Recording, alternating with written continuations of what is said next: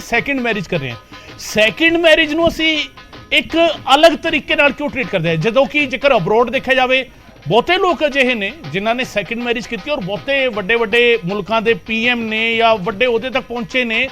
Boris Johnson ਦੀ ਗੱਲ ਕਰ ਲਈ ਜਾਵੇ, ਯੂਕੇ ਦੇ ਪੀਐਮ ਨੇ, ਉਹਨਾਂ ਨੇ ਸੈਕਿੰਡ ਮੈਰਿਜ ਕੀਤੀ ਔਰ ਬਹੁਤ ਏਜ ਡਿਫਰੈਂਸ ਵੀ ਕਾਫੀ ਜ਼ਿਆਦਾ ਸੀਗਾ, ਬਟ ਉਹਨਾਂ ਨੇ ਐਕਸੈਪਟ ਕੀਤਾ ਪਬਲਿਕਲੀ, ਉਹ ਲੋਕਾਂ ਨੇ ਵੀ ਐਕਸੈਪਟ ਕੀਤਾ। ਅਸੀਂ ਹਜੇ ਤੱਕ ਵੀ ਕੀ ਇਸ ਨੂੰ ਟੈਬੂ ਬਣਾ ਕੇ ਰੱਖਿਆ ਹੋਇਆ ਹੈ, ਉਸ ਤੋਂ ਬਾਹਰ ਨਹੀਂ ਨਿਕਲ ਪਾ ਰਹੇ। ਔਰ ਇੱਕ ਗੱਲ ਹੋਰ, ਭਗਵੰਤ ਮਾਨ ਨੇ ਕੱਲ ਜਿਹੜੀ ਗੱਲ ਕਹੀ ਸੀਗੀ ਪਰਸਨਲ ਲਾਈਫ ਦੇ ਬਾਰੇ, ਕਿ ਜਦੋਂ ਸਾਡਾ ਉਹ ਕਲੋਜ਼ ਹੋਇਆ ਮੈਂ 100% ਸਾਰਾ ਕੁਝ ਦੇਤਾ ਔਰ ਉਹਨਾਂ ਨੇ ਤਾਰੀਫ ਕੀਤੀ ਆਪਣੀ ਐਕਸ ਵਾਈਫ ਦੀ। ਯਾਨੀ ਗ੍ਰਜਿਸ ਨਹੀਂ ਹੈਗੇ, ਕੋਈ ਗੁੱਸਾ ਨਹੀਂ ਹੈਗਾ, ਕੋਈ ਨਾਰਾਜ਼ਗੀ ਨਹੀਂ ਹੈਗੀ ਕੋਈ ਉਸ ਲਾਈਫ ਨੂੰ ਲੈ ਕੇ, ਸੰਤੁਸ਼ਟੀ ਇੱਕ ਉੱਥੇ ਤੱਕ ਹੈਗੀ ਹੈ। ਹੁਣ ਇੱਕ ਨਵਾਂ ਚੈਪਟਰ ਹੈਗਾ ਤੇ ਅਸੀਂ ਇਸ ਨੂੰ ਬਜਾਏ ਕਿ ਇਸ ਤਰ੍ਹਾਂ ਲੈਣ ਦੇ ਕਿ ਸੈਕਿੰਡ ਮੈਰਿਜ ਇੱਕ ਨਵਾਂ ਚੈਪਟਰ ਹੈਗਾ, ਉਸ ਨੂੰ ਇੱਕ ਟੈਬੂ ਵਾਂਗ ਹੀ ਕਿ ਅੱਜ ਤੱਕ ਟ੍ਰੀਟ ਕਰੇ। ਗੌਰਵ, ਮੈਂ ਵਿਜੇ ਨਾਲ ਵੀ ਜ਼ਰੂਰ ਗੱਲ ਕਰਾਂਗਾ, ਪਰ ਇੱਥੇ ਇੱਕ ਪੁਆਇੰਟ ਗਗਨ ਇਹ ਜ਼ਰੂਰ ਹੈ ਕਿ ਤੁਸੀਂ ਪੱਛਮੀ ਸਭਿਅਤਾ ਦੇ ਨਾਲ ਕੰਪੇਅਰ ਤਾਂ ਨਹੀਂ ਕਰ ਸਕਦੇ। ਠੀਕ ਹੈ ਕਿ ਅਸੀਂ ਬਹੁਤ ਬ੍ਰੌਡ ਮਾਈਂਡਡ ਹੋ ਜਾਈਏ ਜਾਂ ਫਿਰ ਬਹੁਤ ਤਰੀਕੇ ਨਾਲ ਅਸੀਂ ਐਡਵਾਂਸ ਹੋ ਚੁੱਕੇ ਹਾਂ ਪੰਜਾਬ ਦੇ ਵਿੱਚ ਵੀ ਜਾਂ ਆਲ ਓਵਰ ਦਾ ਵਰਲਡ, ਹੁਣ ਜ਼ਿਆਦਾ ਕੋਈ ਫਰਕ ਨਹੀਂ ਹੈ। ਪਰ ਜੇ ਤੁਸੀਂ ਆਪਣੀ ਸੁਸਾਇਟੀ ਦੀ, ਸਮਾਜ ਦੀ, ਸੱਭਿਆਚਾਰ ਦਾ ਜ਼ਿਕਰ ਕਰੋ, ਬਹੁਤ ਸਾਰੀਆਂ ਥਾਵਾਂ ਦੇ ਉੱਤੇ ਤੁਹਾਨੂੰ ਯਾਦ ਹੋਏਗਾ, ਮੈਂ ਬਹੁਤ ਸਾਰੀਆਂ ਫਿਲਮਾਂ ਦੇ ਵਿੱਚ ਵੀ ਸੁਣਿਆ ਕਿ ਇੱਥੇ ਜੀ ਵਿਆਹ ਹੁੰਦਾ ਹੈ, ਇੱਥੇ ਨਾ ਤਲਾਕ ਨਹੀਂ ਹੁੰਦੇ ਜਾਂ ਇੱਥੇ ਡਿਵੋਰਸ ਨਹੀਂ ਹੁੰਦੇ, ਪਰ ਇਹ ਬਹੁਤ ਕਾਮਨ ਹੋ ਚੁੱਕੀ ਹੈ। ਖੈਰ, ਜੋ ਤੁਸੀਂ ਵੀ ਜ਼ਿਕਰ ਕਰ ਰਹੇ ਹੋ ਵਿਜੇ, ਸਾਡੇ ਸਮਾਜ ਦੇ ਵਿੱਚ ਨਾ ਸੈਕਿੰਡ ਮੈਰਿਜ ਨੂੰ ਲੈ ਕੇ ਬਹੁਤ ਸਾਰਾ ਤਰ੍ਹਾਂ ਦੇ ਤੁਸੀਂ ਕਹਿ ਸਕਦੇ ਹੋ ਕਿ ਗੱਲਾਂ ਹੁੰਦੀਆਂ ਨੇ। ਗਗਨ ਜ਼ਿਕਰ ਕਰ ਰਹੇ ਸੀ ਅਬਰੋਡ ਦਾ ਕਿ ਬਹੁਤ ਵੱਡੇ ਲੀਡਰ ਹੋਏ ਨੇ, ਇਨਫੈਕਟ ਉਹਨਾਂ ਦੀ ਉਮਰ 60+ ਹੋ ਗਈ, 70 ਦੇ ਅਰਾਊਂਡ ਹੋ ਗਈ, ਉੱਥੇ ਜਾ ਕੇ ਵੀ ਉਹਨਾਂ ਨੇ ਵਿਆਹ ਵਰਗਾ ਡਿਸੀਜਨ ਲੈ ਕੇ ਲਿਆ। ਇੱਕ ਨੇ ਇਨਫੈਕਟ ਸੈਕਿੰਡ ਜਾਂ ਥਰਡ ਫੋਰਥ ਮੈਰਿਜ ਵੀ ਹੁੰਦੀ ਆ ਬਹੁਤ ਸਾਰੀਆਂ। ਆਪਾਂ ਬਾਲੀਵੁੱਡ ਦੇ ਵਿੱਚ ਬਹੁਤ ਸਾਰੇ ਐਸੇ ਕੇਸਿਸ ਹੈਗੇ ਨੇ ਜਿਹੜੇ ਐਕਟਰਸ ਨੇ ਜਾਂ ਫਿਰ ਹੀਰੋਇਨਸ ਨੇ, ਉਹ ਐਸੀਆਂ ਡਿਸੀਜਨ ਲੈਂਦੇ ਆ, ਤਾਂ ਕਿ ਇਹ ਸੈਕਿੰਡ ਮੈਰਿਜ ਵਾਲੇ ਨੂੰ ਪੂਰੇ ਕਨਸੈਪਟ ਨੂੰ ਜਾਂ ਫਿਰ ਇਸ ਡਿਸੀਜਨ ਨੂੰ ਇੱਕ ਵੱਖਰੇ ਐਂਗਲ ਤੋਂ ਦੇਖਣ ਦੀ ਜ਼ਰੂਰਤ ਹੈ। ਬਤੌਰ ਪੰਜਾਬੀ ਕਲਚਰ, ਸੱਭਿਆਚਾਰ, ਰਵਾਇਤਾਂ, ਸੁਸਾਇਟੀ ਸਭ ਨੂੰ ਧਿਆਨ ਦੇ ਵਿੱਚ ਰੱਖਦੇ ਹੋਏ। ਦੇਖੋ ਗੌਰਵ, ਅੱਜ ਕੱਲ੍ਹ ਜ਼ਮਾਨਾ ਬਹੁਤ ਐਡਵਾਂਸ ਹੋ ਚੁੱਕਿਆ ਹੈ। ਅੱਜ ਕੱਲ੍ਹ ਕਿਸੇ ਵੇਲੇ ਇਹ ਚੀਜ਼ਾਂ ਹੁੰਦੀਆਂ ਸੀ ਜਦੋਂ ਬਹੁਤ ਲੋਕ ਲੱਜੋਂ ਬੰਦਾ ਬਹੁਤ ਚੀਜ਼ਾਂ ਨਹੀਂ ਕਰਦਾ ਸੀ ਜਾਂ ਪਰਿਵਾਰ ਦੇ ਵਿੱਚ ਇਹ ਸੋਚਦੇ ਸੀ। ਇਹ ਤਾਂ ਹੈ ਨਹੀਂ ਕਿ ਡਿਵੋਰਸ ਪਹਿਲੀ ਵਾਰ ਹੁਣ ਹੋਣ ਲੱਗਿਆ। ਡਿਵੋਰਸ ਤੇ ਸ਼ੁਰੂ ਤੋਂ ਜਦੋਂ ਉਸ ਵੇਲੇ ਚਲੋ ਭਾਵੇਂ ਕਾਗਜ਼ੀ ਕਾਰਵਾਈ ਨਾ ਹੁੰਦੀ ਹੋਵੇ, ਪਰ ਉਦੋਂ ਵੀ ਬਹੁਤ ਲੋਕ ਸੈਪਰੇਟ ਹੋ ਜਾਂਦੇ ਸੀ, ਵੱਖੋ ਵੱਖਰੇ ਰਹਿੰਦੇ ਸੀ। ਪਰ ਅੱਜ ਕੱਲ੍ਹ ਥੋੜ੍ਹਾ ਜਿਹਾ ਤਾਂ, ਜੇ ਮੈਂ ਭਗਵੰਤ ਮਾਨ ਔਰ ਵਾਲਾ ਜ਼ਿਕਰ ਕਰਾਂ, ਕਿਉਂਕਿ ਇਹਨਾਂ ਦੀ ਫੈਮਿਲੀ ਬਾਹਰ ਹੈ, ਅਬਰੋਡ ਰਹਿੰਦੇ ਨੇ, ਬੱਚੇ ਉਹਨਾਂ ਦੇ ਬਾਹਰ ਨੇ, ਬਾਹਰ ਹੀ ਬ੍ਰੌਟ ਅਪ ਹੋਏ ਨੇ, ਵੱਡੇ ਹੋਏ ਨੇ, ਪਲੇ ਵਰਦੇ ਨੇ, ਤਾਂ ਮੈਨੂੰ ਲੱਗਦਾ ਵੀ ਉਹਨਾਂ ਦੇ ਵਿੱਚ ਕੋਈ ਐਡੀ ਗੱਲ ਨਹੀਂ ਹੈ। ਕਈ ਵਾਰੀ ਆਪਣੇ ਕਲਚਰ 'ਚ ਅੱਜ ਵੀ ਇਹ ਚੀਜ਼ਾਂ ਹੈਗੀਆਂ ਨੇ ਕਿ ਜਦੋਂ ਤੁਹਾਡੇ ਬੱਚੇ, ਬੇਟਾ ਬੇਟੀ ਖਾਸ ਕਰਕੇ ਜੇ ਹੋਵੇ, ਵੱਡੇ ਹੋ ਜਾਏ, ਤਾਂ ਉਹ ਕਈ ਵਾਰੀ ਪਰਿਵਾਰ ਵਾਲੇ ਸੋਚਦੇ ਆ ਕਿ ਨਹੀਂ ਯਾਰ ਹੁਣ ਨਹੀਂ ਚੰਗਾ ਲੱਗਦਾ, ਤੇ ਅੱਗੇ ਬੰਦਾ ਕੀ, ਲੋਕ ਕੀ ਕਹਿਣਗੇ ਜਾਂ ਸਮਾਜ ਕੀ ਕਹੇਗਾ। ਕਈ ਵਾਰੀ ਤੁਸੀਂ ਐਸੀਆਂ ਚੀਜ਼ਾਂ ਸੋਚਦੇ ਹੋ, ਪਰ ਅੱਜ ਕੱਲ੍ਹ ਜ਼ਮਾਨਾ ਥੋੜ੍ਹਾ ਜਿਹਾ ਐਡਵਾਂਸ ਹੋ ਚੁੱਕਿਆ ਔਰ ਇਸ ਕਰਕੇ ਲੋਕ ਇਸ ਚੀਜ਼ ਨੂੰ ਇੰਨੀ ਗੰਭੀਰਤਾ ਨਾਲ ਨਹੀਂ ਲੈਂਦੇ। ਇਹ ਵੀ ਹੋ ਸਕਦਾ ਹੈ ਕਿ ਇਸ ਚੱਲਦੀ ਖਬਰ 'ਚ ਬਹੁਤ ਲੋਕ ਇਹ ਕਹਿ ਰਹੇ ਹੋਣ ਕਿ ਯਾਰ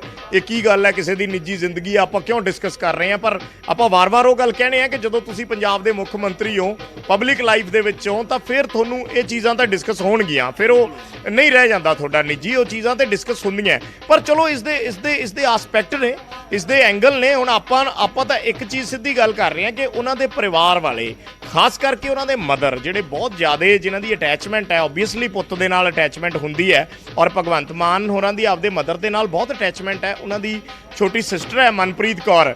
ਅਸੀਂ ਜਦੋਂ ਵੀ ਕਦੇ ਭਗਵੰਤ ਮਾਨ ਜਾਂ ਮਨਪ੍ਰੀਤ ਹੋਰਾਂ ਨੂੰ ਇਕੱਠੇ ਮਿਲੇ ਆ, ਜਦੋਂ ਦੋਨੇ ਭੈਣ ਭਰਾ ਇਕੱਠੇ ਗੌਰਵ ਬੈਠੇ ਹੁੰਦੇ ਆ, ਕਿਉਂਕਿ ਕਲਾਕਾਰ ਨੇ ਭਗਵੰਤ ਮਾਨ, ਔਰ ਬਹੁਤ ਉਹਨਾਂ ਨੇ, ਮੈਂ ਤੁਹਾਨੂੰ ਇੱਕ ਇੰਟਰਸਟਿੰਗ ਚੀਜ਼ ਦੱਸਦਾ ਕਿ ਇੱਕ ਵਿਆਹ ਦੇ ਵਿੱਚ ਕੱਲ੍ਹ ਵੀ ਉਹਨਾਂ ਨੇ ਜ਼ਿਕਰ ਕੀਤਾ ਸੀਗਾ ਕਿ ਸਿੱਠਣੀਆਂ ਵੀ ਪੰਜਾਬੀ 'ਚ ਗਾਈਆਂ ਜਾਂਦੀਆਂ। ਕੱਲ੍ਹ ਉਹਨਾਂ ਨੇ ਜ਼ਿਕਰ ਕੀਤਾ ਸੀ ਨਾ, ਅਸੀਂ ਇਹ ਸਿੱਠਣੀਆਂ ਸੁਣੀਆਂ। ਅਸੀਂ ਜਦੋਂ ਪਰਸਨਲੀ ਭਗਵੰਤ ਮਾਨ ਹੋਰਾਂ ਨੂੰ ਮਿਲਦੇ, ਉਹਨਾਂ ਦੇ ਘਰੇ ਕਦੇ ਗਏ ਆ, ਕਦੇ ਇੰਟਰਵਿਊ ਕਰਨ ਵੀ ਗਏ, ਤਾਂ ਕਈ ਵਾਰੀ ਆਫ ਦਾ ਜਦੋਂ ਇੰਟਰਵਿਊ ਨਹੀਂ ਕਰ ਰਹੇ ਹੁੰਦੇ ਤਾਂ ਪਰਿਵਾਰ ਵਾਲਿਆਂ ਨਾਲ ਗੱਲਬਾਤ ਹੋ ਜਾਂਦੀ ਹੈ। ਤਾਂ ਉਹਨਾਂ ਦੀ ਸਿਸਟਰ ਤੇ ਭਗਵੰਤ ਮਾਨ ਇਕੱਠੇ, ਦੋਨੇ ਭੈਣ ਭਰਾ, ਤਾਂ ਉਹਨਾਂ ਦੀ ਆਵਾਜ਼ ਬਹੁਤ ਅੱਛੀ ਹੈ, ਬੜਾ ਵਧੀਆ ਗਾ ਲੈਂਦੇ ਹੈ। ਤਾਂ ਉਹਨਾਂ ਨੇ ਇਹ ਸੁਣਾਈਆਂ ਕਈ ਵਾਰੀ, ਮਤਲਬ ਕਿ ਉਹ ਕਹਿੰਦੇ ਵੀ ਇਹ ਅਸੀਂ ਜਦੋਂ ਕਦੇ ਭੈਣ ਭਰਾ ਇਕੱਠੇ ਹੁੰਦੇ ਆ, ਮੈਂ ਵੈਸੇ ਹੀ ਸਵਾਲ ਪੁੱਛ ਲਿਆ ਬੈਠੇ ਬੈਠੇ ਕਿ ਤੁਸੀਂ ਇੱਕ ਕਲਾਕਾਰ ਹੋ ਔਰ ਘਰ ਦੇ ਵਿੱਚ ਕਲਾਕਾਰੀ ਵਾਲਾ ਮਾਹੌਲ ਹੁੰਦਾ, ਤਾਂ ਤੁਸੀਂ ਆਪਸ ਦੇ ਵਿੱਚ ਇਹ ਚੀਜ਼ਾਂ ਡਿਸਕਸ ਕਰਦੇ ਹੋ। ਤਾਂ ਭਗਵੰਤ ਮਾਨ ਨੇ ਕਿਹਾ ਕਿ ਅਸੀਂ ਡਿਸਕਸ ਨਹੀਂ ਕਰਦੇ, ਅਸੀਂ ਇਕੱਠੇ ਗਾ ਵੀ ਲੈਂਦੇ ਹਾਂ। ਤਾਂ ਅਸੀਂ, ਮੈਂ ਔਰ ਪੰਕਜ ਕਪਾਹੀ ਸੀ ਆਪਣੇ, ਦੋਨੋਂ ਅਸੀਂ ਬੈਠੇ ਸੀ, ਤਾਂ ਫਿਰ ਉਹਨਾਂ ਨੇ ਸਾਨੂੰ ਗਾ ਕੇ ਸੁਣਾਈਆਂ, ਦੋਨਾਂ ਭੈਣ ਭਰਾਵਾਂ ਨੇ। ਉਹਦੇ 'ਚ ਸੁਰ ਲਾਇਆ ਔਰ ਇੰਨਾ ਵਧੀਆ ਮਤਲਬ ਉਹਨਾਂ ਨੇ ਸੁਰ ਲਾਇਆ ਔਰ ਗਾਇਆ। ਸੋ ਇੱਕ ਮਾਹੌਲ ਅਟੈਚਮੈਂਟ ਦੀ ਮੈਂ ਗੱਲ ਕਰ ਰਿਹਾ ਕਿ ਉਹਨਾਂ ਦੀ ਅਟੈਚਮੈਂਟ ਇੰਨੀ ਜ਼ਿਆਦਾ ਹੈ ਪਰਿਵਾਰ ਦੇ ਨਾਲ, ਆਪਣੀ ਸਿਸਟਰ ਨਾਲ ਔਰ ਆਪਣੇ ਮਾਤਾ ਦੇ ਨਾਲ, ਆਪਣੀ ਮਦਰ ਦੇ ਨਾਲ। ਤਾਂ ਉਹਨਾਂ ਦਾ ਹੁਣ ਪ੍ਰੈਸ਼ਰ ਸੀ ਜਾਂ ਉਹਨਾਂ ਨੂੰ ਚਿੰਤਾ ਸੀ ਕਿ ਹੁਣ ਸਾਡਾ ਭਰਾ ਹੈ ਉਹ ਇਕੱਲੇ ਆ, ਕਿਉਂਕਿ ਭਗਵੰਤ ਮਾਨ ਗੌਰਵ ਇਹ ਚੀਜ਼ ਕਹਿਣ ਦੇ ਵਿੱਚ ਆਪਾਂ ਨੂੰ ਕੋਈ ਹਰਜ ਨਹੀਂ ਕਿ ਪਿਛਲੇ ਸਮੇਂ ਦੇ ਵਿੱਚ ਭਗਵੰਤ ਮਾਨ ਦੀ ਖਾਸ ਕਰਕੇ ਉਹਨਾਂ ਦੀ ਸ਼ਰਾਬ ਨੂੰ ਲੈ ਕੇ ਬਹੁਤ ਚਰਚਾ ਹੋਈ, ਬਹੁਤ ਲੋਕਾਂ ਨੇ ਉਹਨਾਂ ਤੇ ਸਵਾਲ ਵੀ ਚੱਕੇ, ਬਹੁਤ ਲੋਕਾਂ ਨੇ ਕਿਹਾ, ਅੱਜ ਵੀ ਵਿਰੋਧੀ ਪਾਰਟੀਆਂ ਵਾਲੇ ਕਹਿ ਦਿੰਦੇ ਆ ਕਿ ਇਹ ਤੇ ਸ਼ਰਾਬ ਪੀਂਦੇ ਨੇ, ਇਹ ਕੀ ਪੰਜਾਬ ਨੂੰ ਚਲਾ ਲੈਣਗੇ, ਇਸ ਤਰ੍ਹਾਂ ਦੀਆਂ ਚੀਜ਼ਾਂ। ਉਹ ਚੀਜ਼ਾਂ ਭਾਵੇਂ ਕੋਈ ਵਿਰੋਧੀ ਪਾਰਟੀ ਵਾਲਾ ਕਰੇ, ਭਾਵੇਂ ਉਹ ਸੋਸ਼ਲ ਮੀਡੀਆ ਤੇ ਵਾਇਰਲ ਹੋਣ, ਭਾਵੇਂ ਕੋਈ ਤੰਜ ਕੱਸੇ, ਉਹ ਚੀਜ਼ਾਂ ਗੌਰਵ ਪਰਿਵਾਰ ਦੇ ਦਿਮਾਗ ਤੇ ਬਹੁਤ ਇਫੈਕਟ ਕਰਦੀਆਂ, ਪਰਿਵਾਰ ਨੂੰ ਬਹੁਤ ਹਿੱਟ ਕਰਦੀਆਂ। ਔਰ ਇਹ ਚੀਜ਼ਾਂ ਉਹਨਾਂ ਦੇ ਸਿਸਟਰ ਕਹਿੰਦੇ ਵੀ ਸੀ ਔਰ ਉਹਨਾਂ ਦੇ ਮਦਰ, ਉਹਨਾਂ ਨੂੰ ਇਹ ਚੀਜ਼ਾਂ ਬਹੁਤ ਡਿਸਟਰਬ ਕਰਦੀਆਂ। ਤਾਂ ਉਹ ਫਿਰ ਜਿਵੇਂ ਆਪਣੇ ਪੰਜਾਬੀ ਪਰਿਵਾਰਾਂ 'ਚ ਹੁੰਦਾ ਹੈ, ਸਾਦੇ ਘਰਾਂ 'ਚ ਭਗਵੰਤ ਮਾਨ ਹੈ ਤੇ ਇੱਕ ਆਮ ਪਰਿਵਾਰ ਤੋਂ, ਸਾਦੇ ਘਰ ਤੋਂ ਉੱਠ ਕੇ ਆਏ ਨੇ, ਤਾਂ ਉਹ ਹੁੰਦਾ ਕਿ ਜੀ ਚਲੋ ਮੁੰਡੇ ਦਾ ਘਰ ਵਸ ਜੇ, ਠੀਕ ਹੋ ਜੇ, ਇਹਦੀ ਜ਼ਿੰਦਗੀ ਪਟਰੀ ਤੇ ਆ ਜੇ। ਕਿਉਂਕਿ ਕਈ ਵਾਰੀ ਗੌਰਵ ਤੁਸੀਂ ਨਾ ਚਾਹੁੰਦੇ ਹੋਏ ਵੀ ਐਸੀਆਂ ਚੀਜ਼ਾਂ 'ਚ ਇਨਵੋਲਵ ਹੋ ਜਾਂਦੇ ਹੋ ਜਦੋਂ ਤੁਸੀਂ ਮੈਂਟਲੀ, ਭਾਵੇਂ ਕਿਸੇ ਨੂੰ ਬੰਦਾ ਸ਼ੋਅ ਨਹੀਂ ਕਰ ਸਕਦਾ, ਤੁਸੀਂ ਆਪਣੀਆਂ ਭਾਵਨਾਵਾਂ ਨੂੰ ਹਰ ਕਿਸੇ ਦੇ ਅੱਗੇ ਰੋ ਨਹੀਂ ਸਕਦੇ, ਰੱਖ ਨਹੀਂ ਸਕਦੇ, ਪਰ ਤੁਹਾਡੇ ਅੰਦਰ ਤੇ ਇੱਕ ਖਲਾ ਹੁੰਦਾ ਹੈ ਨਾ ਜ਼ਿੰਦਗੀ ਦੇ ਵਿੱਚ, ਇੱਕ ਖਾਲੀਪਨ ਹੁੰਦਾ ਕਿ ਇਸ ਚੀਜ਼ ਨੂੰ ਕਿਵੇਂ ਭਰਿਆ ਜਾਵੇ। ਔਰ ਮੈਨੂੰ ਲੱਗਦਾ ਵੀ ਜਿਹੜਾ ਤੁਹਾਡਾ ਜੀਵਨ ਸਾਥੀ ਹੁੰਦਾ, ਤੁਹਾਡੀ ਪਤਨੀ ਜਾਂ ਤੁਹਾਡਾ ਪਤੀ ਲੇਡੀਜ਼ ਦੇ ਲਈ ਜਿਹੜਾ ਹੁੰਦਾ, ਤਾਂ ਉਸ ਤੋਂ ਵਧੀਆ ਤੁਹਾਡਾ ਸਾਥੀ ਕੋਈ ਨਹੀਂ ਹੁੰਦਾ ਜਿਹਦੇ ਨਾਲ ਤੁਸੀਂ ਆਪਣੀ ਜ਼ਿੰਦਗੀ ਦਾ ਆਪਣਾ ਕੋਈ ਔਖਾ ਟਾਈਮ, ਕੋਈ ਉਦਾਸੀ, ਕੋਈ ਵੀ ਖੁਸ਼ੀ ਸਾਂਝੀ ਕਰਨੀ ਹੁੰਦੀ ਹੈ, ਕਿਉਂਕਿ ਸਭ ਤੋਂ ਨੇੜੇ ਤੁਹਾਨੂੰ ਉਹ ਹੋ ਜਾਂਦੇ ਆ। ਸੋ ਮੈਨੂੰ ਲੱਗਦਾ ਵੀ ਇਸ ਕਰਕੇ ਪਰਿਵਾਰ ਦੇ ਵਿੱਚ ਬੈਠ ਕੇ ਜ਼ਾਹਿਰ ਜੀ ਗੱਲ ਹੈ ਕਿ ਡਿਸਕਸ ਵੀ ਹੋਇਆ ਹੋਣਾ ਔਰ ਪਹਿਲਾਂ ਭਗਵੰਤ ਮਾਨ ਟਾਲ ਦਿੰਦੇ ਸੀ ਔਰ ਇਸ ਵਾਰੀ ਮੰਨ ਗਏ। ਅੱਛਾ, ਇੱਕ ਹੋਰ ਚੀਜ਼ ਵੀ ਬਹੁਤ ਅਹਿਮ ਹੈ, ਕਿਉਂਕਿ ਜੋ ਤੁਸੀਂ ਜ਼ਿਕਰ ਕਰ ਰਹੇ ਸੀ ਕਿ ਐਡਵਾਂਸ ਤਾਂ ਦੁਨੀਆ ਹੈ, ਉਹਨਾਂ ਦੇ ਬੱਚੇ ਜਿਹੜੇ ਹੈਗੇ ਆ ਫਰਸਟ ਮੈਰਿਜ ਤੋਂ, ਬੇਟਾ ਬੇਟੀ ਉਹ ਦੋਵੇਂ ਅਬਰੋਡ ਰਹਿੰਦੇ ਨੇ, ਉਹ ਲਾਜ਼ਮੀ ਤੌਰ ਤੇ ਜੇ ਮੈਂ ਕੰਪੇਅਰ ਕਰਾਂਗੇ ਹੋਰ ਪੰਜਾਬ ਨਾਲੋਂ ਵੀ ਥੋੜੇ ਜਿਹੇ ਹੋਰ ਐਡਵਾਂਸ ਹੋਣਗੇ ਇਹਨਾਂ ਚੀਜ਼ਾਂ ਨੂੰ ਲੈ ਕੇ। ਤੇ ਉਹ ਜਦੋਂ ਸਹੁੰ-ਚੁੱਕ ਸਮਾਗਮ ਸੀਗਾ 16 ਮਾਰਚ ਨੂੰ, ਉੱਥੇ ਵੀ ਪਹੁੰਚੇ ਹੋਏ ਸੀ, ਇੰਡੀਆ ਆਏ ਸਪੈਸ਼ਲੀ, ਉਹ ਖਟਕੜ ਕਲਾਂ ਵੀ ਪਹੁੰਚੇ। ਤਾਂ ਇਹ ਵੀ ਸਮਝਿਆ ਜਾਵੇ ਕਿ ਕਿਤੇ ਨਾ ਕਿਤੇ ਭਗਵੰਤ ਮਾਨ ਨੇ ਸ਼ਾਇਦ ਆਪਣੇ ਬੱਚਿਆਂ ਨਾਲ ਜਾਂ ਫਿਰ ਕੋਈ ਗੱਲਬਾਤ ਕੀਤੀ ਹੋਏਗੀ ਇਸ ਡਿਸੀਜਨ ਨੂੰ ਲੈ ਕੇ ਵੀ। ਆਮ ਤੌਰ ਤੇ ਹੋ ਸਕਦਾ ਕਿ ਇਸ ਤਰੀਕੇ ਨਾਲ ਵੀ ਹੋਇਆ ਹੋਵੇ ਡਿਸੀਜਨ ਲੈਣ ਤੋਂ ਪਹਿਲਾਂ। ਦੇਖੋ ਗੌਰਵ, ਇਸ ਬਾਰੇ ਕੋਈ ਜਾਣਕਾਰੀ ਤੇ ਨਹੀਂ ਆਈ, ਐਵੇਂ ਆਪਾਂ ਕਹੀਏ ਕਿ ਹਾਂ ਉਹਨਾਂ ਨੇ, ਕੋਈ ਐਸੀ ਗੱਲ ਜੇ ਹੋਈ ਵੀ ਹੋਵੇ ਤਾਂ ਕੋਈ ਦੱਸਦਾ ਨਹੀਂ ਹੁੰਦਾ, ਜਾਂ ਤਾਂ ਇਹ ਬਹੁਤ ਹੀ ਜਿਹੜਾ ਕੋਈ ਤੁਹਾਡਾ ਖਾਸ ਯਾਰ ਦੋਸਤ ਹੈ ਜਿਹਦੇ ਨਾਲ ਪਰਿਵਾਰਕ ਰਿਸ਼ਤੇ ਹੈ, ਜਾਂ ਕਈ ਵਾਰੀ ਕੀ ਹੁੰਦਾ ਗੌਰਵ, ਆਪਣੇ ਘਰਾਂ 'ਚ ਵੀ ਆਪਾਂ ਦੇਖਿਆ ਹੋਣਾ ਬਹੁਤ ਵਾਰੀ, ਤੁਹਾਡਾ ਵੀ ਕੋਈ ਐਸਾ ਦੋਸਤ ਹੋਣਾ ਹੈ ਜਾਂ ਮੇਰੇ ਵੀ ਐਸੇ ਦੋਸਤ ਹੈ ਜਿਨ੍ਹਾਂ ਨਾਲ ਮਾਂ ਪਿਓ ਮਤਲਬ ਆਪਣੇ ਬੇਟੇ ਤੋਂ ਵੱਧ ਉਹਨਾਂ ਨੂੰ ਸਮਝਦੇ ਆ ਜਾਂ ਉਹਨਾਂ ਨਾਲ ਘਰ ਦੀਆਂ ਗੱਲਾਂ ਡਿਸਕਸ ਕਰ ਲੈਂਦੇ ਆ। ਤਾਂ ਜ਼ਾਹਿਰ ਜੀ ਗੱਲ ਹੈ ਕਿ ਹੋ ਸਕਦਾ ਭਗਵੰਤ ਮਾਨ ਦੇ ਕਿਸੇ ਦੋਸਤ ਨਾਲ ਉਹਨਾਂ ਨੇ ਕੀਤੀ ਹੋਵੇ, ਬੱਚਿਆਂ ਦੇ ਨਾਲ ਜੇ ਭਗਵੰਤ ਮਾਨ ਨੇ ਖੁਦ, ਕਿਉਂਕਿ ਕਈ ਵਾਰੀ ਐਸੀ ਗੱਲ ਤੁਸੀਂ ਖੁਦ ਡਿਸਕਸ ਕਰਨੀ ਔਖੀ ਹੋ ਜਾਂਦੀ ਹੈ, ਪਰ ਤੁਹਾਡੇ ਮਦਰ ਜਾਂ ਤੁਹਾਡੀ ਭੈਣ ਉਹ ਕਰ ਸਕਦੇ ਆ, ਹੋ ਸਕਦਾ ਉਹਨਾਂ ਨੇ ਕੀਤੀ ਹੋਵੇ, ਆਪਾਂ ਨੂੰ ਜਾਣਕਾਰੀ ਨਹੀਂ ਹੈ ਇਸ ਬਾਰੇ। ਪਰ ਇੰਨਾ ਜ਼ਰੂਰ ਹੈ ਕਿ ਉਹਨਾਂ ਦੇ ਮਨ ਦੇ ਵਿੱਚ ਇਸ ਚੀਜ਼ ਨੂੰ ਲੈ ਕੇ ਚਿੰਤਾ ਸੀ ਔਰ ਇਹ ਉਹਨਾਂ ਦੇ ਮਨ ਦੇ ਵਿੱਚ ਤਾਂਘ ਸੀ ਕਿ ਵੀ ਜੇ ਇਹਦਾ ਪੋਲੀਟੀਕਲ ਕੈਰੀਅਰ ਭਗਵੰਤ ਮਾਨ ਹੋਰਾਂ ਦਾ ਸੈੱਟ ਹੋ ਗਿਆ ਤਾਂ ਫਿਰ ਇਹਨਾਂ ਦੀ ਨਿੱਜੀ ਜ਼ਿੰਦਗੀ ਹੈ ਜਿਹੜੀ ਉਹ ਵੀ ਇੱਕ ਨਵੇਂ ਸਿਰੇ ਤੋਂ ਸ਼ੁਰੂ ਕਰ ਸਕਣ ਔਰ ਹੋ ਜਾਵੇ। ਇਹ ਇੱਛਾ ਸੀ ਪਰਿਵਾਰ ਦੀ, ਉਹਨਾਂ ਦੇ ਮਦਰ ਦੀ ਔਰ ਉਹਨਾਂ ਦੇ ਭੈਣ ਦੀ। ਇਸੇ ਕਰਕੇ ਉਹਨਾਂ ਨੇ ਡਾਕਟਰ ਗੁਰਪ੍ਰੀਤ ਕੌਰ ਨੂੰ, ਉਹਨਾਂ ਨੇ ਜ਼ਾਹਿਰ ਜੀ ਗੱਲ ਹੈ ਪਰਿਵਾਰਿਕ ਰਿਸ਼ਤੇ ਜਾਣਕਾਰੀ ਚੋਂ ਹੀ ਕਿਸੇ ਨੇ ਅੱਗੇ ਕਰਾਇਆ ਹੋਣਾ ਰਿਸ਼ਤਾ ਜਾਂ ਕੋਈ ਦੱਸ ਪਾਈ ਹੋਣੀ ਹੈ, ਤੇ ਉਸ ਤੋਂ ਬਾਅਦ ਪਰਿਵਾਰ ਨੇ ਸਿਲੈਕਟ ਕੀਤਾ। ਇਹ ਕੋਈ ਐਦਾਂ ਨਹੀਂ ਹੈ ਕਿ ਭਗਵੰਤ ਮਾਨ ਨੇ ਖੁਦ ਕੋਈ ਚੂਜ਼ ਕੀਤਾ ਜਾਂ ਉਹਨਾਂ ਦਾ ਕੋਈ ਰਿਲੇਸ਼ਨ ਸੀ, ਐਦਾਂ ਨਹੀਂ ਹੈ, ਪਰਿਵਾਰ ਨੇ ਸਿਲੈਕਟ ਕੀਤਾ ਔਰ ਪਰਿਵਾਰ ਦੀ ਖੁਸ਼ੀ ਲਈ ਉਹ ਮੰਨ ਕੇ ਹੁਣ ਅੱਗੇ ਨਵੀਂ ਜ਼ਿੰਦਗੀ ਸ਼ੁਰੂ ਕਰ ਸਿਹਰਾ ਸਜਾਉਣ ਜਾ ਰਹੇ ਨੇ ਮੁੱਖ ਮੰਤਰੀ। ਔਰ ਕਾਬਿਲੇ ਗੌਰ ਹੈ ਕਿ ਕੱਲ ਹੀ ਸਮਾਗਮ ਹੋਏਗਾ, ਬਹੁਤ ਸਾਦਾ, ਜਿਵੇਂ ਮੈਂ ਪਹਿਲਾਂ ਵੀ ਜ਼ਿਕਰ ਕਰ ਰਿਹਾ ਸੀ ਕਿ ਬਹੁਤ ਸਾਦਾ ਸਮਾਗਮ ਰੱਖਿਆ ਗਿਆ ਹੈ। ਕੁਝ ਹੀ ਮਹਿਮਾਨ ਉਸ ਦੇ ਵਿੱਚ ਸ਼ਾਮਲ ਹੋਣਗੇ ਜਾਂ ਕਹੀਏ ਕਿ ਪਰਿਵਾਰ ਦੇ ਮੈਂਬਰ ਹੀ ਉਸ ਦੇ ਵਿੱਚ ਸ਼ਾਮਿਲ ਹੋਣਗੇ। ਅਰਵਿੰਦ ਕੇਜਰੀਵਾਲ ਜ਼ਰੂਰ ਆ ਰਹੇ ਨੇ, ਇਹ ਜਾਣਕਾਰੀ। ਅਰਵਿੰਦ ਕੇਜਰੀਵਾਲ ਆ ਰਹੇ ਨੇ, ਇਹ ਕਨਫਰਮ ਹੈ। ਅਰਵਿੰਦ ਕੇਜਰੀਵਾਲ, ਕਿਉਂਕਿ ਭਗਵੰਤ ਮਾਨ ਅਰਵਿੰਦ ਕੇਜਰੀਵਾਲ ਨੂੰ ਆਪਣਾ ਆਈਕਨ ਮੰਨਦੇ ਆ। ਉਹ ਕਹਿੰਦੇ ਆ, ਕੱਲ ਜਦੋਂ ਸਵਾਲ ਪੁੱਛਿਆ, ਹਾਲਾਂਕਿ ਸਵਾਲ ਇਹ ਉੱਠਦੇ ਨੇ ਕਿ ਭਗਵੰਤ ਮਾਨ ਦਿੱਲੀ ਦੇ ਥੱਲੇ ਲੱਗ ਕੇ ਕੰਮ ਕਰਦੇ ਆ ਜਾਂ ਦਿੱਲੀ ਦੇ ਪ੍ਰੈਸ਼ਰ 'ਚ ਆ, ਜਾਂ ਇਸ ਤਰੀਕੇ ਨਾਲ ਵਿਰੋਧੀ ਵੀ ਕਹਿੰਦੇ ਨੇ, ਸੋਸ਼ਲ ਮੀਡੀਆ ਤੇ ਵੀ ਲੋਕ ਗੱਲਾਂ ਕਰਦੇ ਨੇ ਕਿ ਭਗਵੰਤ ਮਾਨ ਤੇ ਦਿੱਲੀ ਦਾ ਪ੍ਰਭਾਵ ਹੈ ਔਰ ਉਹ ਸਾਰੇ ਫੈਸਲੇ ਦਿੱਲੀ ਦੇ ਪ੍ਰਭਾਵ 'ਚ ਲੈਂਦੇ ਨੇ। ਇਹੀ ਸਵਾਲ ਕੱਲ ਪੁੱਛਿਆ ਗਿਆ ਸੀ ਜਦੋਂ ਜੋਤੀ ਕਮਲ ਹੋਰਾਂ ਨੇ ਪੁੱਛਿਆ, ਤਾਂ ਉਹਨਾਂ ਨੇ ਕਿਹਾ ਕਿ ਮੈਨੂੰ ਸਿਆਸਤ 'ਚ ਲੈ ਕੇ ਆਉਣ ਵਾਲੇ ਉਹ ਹੈ, ਮੈਨੂੰ ਸਿਆਸਤ 'ਚ ਅੱਗੇ ਪੌੜੀਆਂ ਚੜਾਉਣ ਵਾਲੇ ਉਹ ਹੈ, ਮੈਨੂੰ ਮੁੱਖ ਮੰਤਰੀ ਦਾ ਚਿਹਰਾ ਬਣਾਉਣ ਵਾਲੇ ਉਹ ਹੈ, ਨੈਸ਼ਨਲ ਪਾਰਟੀ ਹੈ। ਤਾਂ ਉਹਨਾਂ ਨੇ ਕਿਹਾ ਕਿ ਫਿਰ ਜੇ ਮੈਂ ਕੋਈ ਸਲਾਹ ਕਰਦਾ ਤਾਂ ਉਸ 'ਚ ਮਾੜੀ ਗੱਲ ਵੀ ਕੀ ਹੈ। ਔਰ ਗੌਰਵ, ਆਪਾਂ ਦੇਖਿਆ ਹੋਣਾ ਜਿਸ ਦਿਨ ਪਹਿਲੇ ਦਿਨ ਭਗਵੰਤ ਮਾਨ ਮੁੱਖ ਮੰਤਰੀ ਬਣੇ ਸੀ, ਹਾਲਾਂਕਿ ਅਰਵਿੰਦ ਕੇਜਰੀਵਾਲ ਨਾਲੋਂ ਉਹ ਵੱਡੇ ਸੂਬੇ ਦੇ ਮੁੱਖ ਮੰਤਰੀ ਨੇ। ਅਰਵਿੰਦ ਕੇਜਰੀਵਾਲ ਹਾਫ ਸਟੇਟ ਦੇ ਸੀਐਮ ਨੇ, ਉਹ ਫੁੱਲ ਸਟੇਟ ਦੇ ਸੀਐਮ ਹੈ। ਪਰ ਜਦੋਂ ਉਹ ਮਿਲਣ ਗਏ, ਉਹਨਾਂ ਨੇ ਅਰਵਿੰਦ ਕੇਜਰੀਵਾਲ ਦੇ ਪੈਰੀਂ ਹੱਥ ਲਾਏ ਔਰ ਇਸ ਚੀਜ਼ ਨੂੰ ਲੈ ਕੇ ਭਗਵੰਤ ਮਾਨ ਨੂੰ ਬਹੁਤ ਨੁਕਤਾਚੀਨੀ ਦਾ ਸਾਹਮਣਾ ਕਰਨਾ ਪਿਆ ਸੋਸ਼ਲ ਮੀਡੀਆ ਤੇ। ਬਹੁਤ ਲੋਕਾਂ ਨੇ ਕਿਹਾ ਕਿ ਪੰਜਾਬ ਦਿੱਲੀ ਦੇ ਪੈਰੀ ਡਿੱਗ ਪਿਆ, ਪੱਗ ਦਿੱਲੀ ਦੇ ਪੈਰੀ ਡਿੱਗ ਪਈ। ਭਗਵੰਤ ਮਾਨ ਨੇ ਇਹ ਚੀਜ਼ਾਂ ਚੱਲੀਆਂ ਸੋਸ਼ਲ ਮੀਡੀਆ ਤੇ, ਆਪਾਂ ਵੀ ਖਬਰਾਂ ਚਲਾਈਆਂ ਜਦੋਂ ਲੋਕਾਂ ਨੇ ਸਵਾਲ ਕੀਤੇ ਜਾਂ ਵਿਰੋਧੀ ਧਿਰਾਂ ਨੇ ਇਹ ਸਵਾਲ ਚੱਕੇ। ਪਰ ਭਗਵੰਤ ਮਾਨ ਨੂੰ ਜਦੋਂ ਸਵਾਲ ਪੁੱਛਿਆ, ਕੱਲ ਵੀ ਪੁੱਛਿਆ ਸੀ, ਉਹਨਾਂ ਨੇ ਕਿਹਾ ਕਿ ਮੈਂ ਹਰ ਚੀਜ਼ ਉਹਨਾਂ ਨਾਲ ਸਲਾਹ ਕਰਦਾ ਹਾਂ ਔਰ ਮੈਂ ਇਸ ਚੀਜ਼ ਨੂੰ ਮਾੜਾ ਨਹੀਂ ਸਮਝਦਾ। ਸੋ ਉਹ ਅਰਵਿੰਦ ਕੇਜਰੀਵਾਲ ਨੂੰ ਆਪਣਾ ਆਈਕਨ ਮੰਨਦੇ ਆ। ਪੋਲਿਟਿਕਸ ਦੇ ਵਿੱਚ ਉਹ ਉਹਨਾਂ ਤੋਂ ਸਲਾਹ ਲੈ ਕੇ ਚੱਲਦੇ ਆ, ਹਰ ਫੈਸਲਾ ਉਹਨਾਂ ਤੋਂ ਸਲਾਹ ਲੈ ਕੇ ਲੈਂਦੇ ਆ। ਤਾਂ ਜ਼ਾਹਿਰ ਜੀ ਗੱਲ ਹੈ, ਫਿਰ ਐਡਾ ਵੱਡਾ ਫੈਸਲਾ ਜਦੋਂ ਉਹਨਾਂ ਨੇ ਜ਼ਿੰਦਗੀ ਦਾ ਲਿਆ ਤਾਂ ਅਰਵਿੰਦ ਕੇਜਰੀਵਾਲ ਉਹਨਾਂ ਨੂੰ ਆਸ਼ੀਰਵਾਦ ਦੇਣ ਲਈ ਜ਼ਰੂਰ ਪਹੁੰਚੇ। ਹਾਂ ਬਿਲਕੁਲ। ਬਾਕੀ ਸੋਸ਼ਲ ਮੀਡੀਆ ਦਾ ਤਾਂ ਇਹ ਵੀ ਹੈ ਕਿ ਸੋਸ਼ਲ ਮੀਡੀਆ ਦੇ ਉੱਤੇ ਕੁਝ ਵੀ ਹੋ ਰਿਹਾ ਉਸਦੇ ਖਿਲਾਫ, ਉਸਦੇ ਫੇਵਰ ਵਿੱਚ ਬਹੁਤ ਸਾਰੀਆਂ ਚੀਜ਼ਾਂ ਹੁੰਦੀਆਂ ਨੇ। ਤੇ ਕੱਲ ਵਿਆਹ ਦਾ ਸਮਾਗਮ ਹੈ, ਸਾਦਾ ਸਮਾਗਮ ਹੋਏਗਾ। ਅਰਵਿੰਦ ਕੇਜਰੀਵਾਲ ਇੱਕ ਗੱਲ ਹੋਰ ਐਡ ਮੈਂ ਕਰਨਾ ਚਾਹਾਂਗਾ। ਬਿਲਕੁਲ ਇੱਕ ਦੋ ਇਨਫੋਰਮੇਸ਼ਨ ਗੌਰਵ ਜਿਹੜੀ ਫਾਸਟ ਇਸ ਵੇਲੇ ਆਈਆਂ ਨੇ ਆਪਣੇ ਕੋਲ। ਇੱਕ ਤਾਂ ਮਨੋਜ ਰਾਠੀ ਸਾਡੇ ਸਹਿਯੋਗੀ ਨੇ, ਉਹਨਾਂ ਨੇ ਇਨਫੋਰਮੇਸ਼ਨ ਭੇਜੀ ਹੈ ਕਿ 8 ਸੈਕਟਰ ਦੇ ਗੁਰਦੁਆਰਾ ਸਾਹਿਬ ਵਿੱਚ ਗ੍ਰੰਥੀ ਨੂੰ ਵੀ ਹਜੇ ਨਹੀਂ ਪਤਾ ਹੈ ਕਿ ਕੱਲ ਉੱਥੇ ਕੋਈ ਸਮਾਗਮ ਹੋਣਾ ਹੈ। ਯਾਨੀ ਲਾਸਟ ਮੂਮੈਂਟ ਤੱਕ ਵੀ ਜਿਹੜਾ ਹੈਗਾ ਗ੍ਰੰਥੀ ਸਾਹਿਬ ਨੂੰ ਜਿਹੜੇ ਹੈਗੇ ਉਹਨਾਂ ਨੂੰ ਵੀ ਹਜੇ ਤੱਕ ਇਨਫੋਰਮੇਸ਼ਨ ਨਹੀਂ ਹੈਗੀ। ਇਹ ਮਨੋਜ ਰਾਠੀ ਨੇ ਇਨਫੋਰਮੇਸ਼ਨ ਭੇਜੀ ਹੈ। ਔਰ ਦੂਜੀ ਗੱਲ ਇਹ ਕਿ ਕੁਝ ਇਨਫੋਰਮੇਸ਼ਨ ਇਹ ਵੀ ਆ ਰਹੀ ਹੈ ਕਿ ਸ਼ਾਇਦ ਮਨੀਸ਼ ਸਿਸੋਦੀਆ ਵੀ ਸ਼ਾਮਿਲ ਹੋ ਸਕਦੇ ਨੇ ਇਸ ਸਮਾਗਮ ਦੇ ਵਿੱਚ।